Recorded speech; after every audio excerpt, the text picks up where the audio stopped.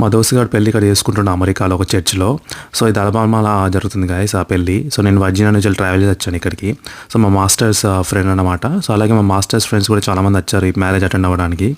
So అందుకే miss అవ్వకూడదని చెప్పి నేను వర్జీనియా నుంచి ఇక్కడ ట్రావెల్ చేసి వచ్చాను. సో టోటల్ జర్నీ వచ్చేసి ఒక 12 to 13 to 14 అవర్స్ అలా పడింది నాకు జర్నీ టైమ్.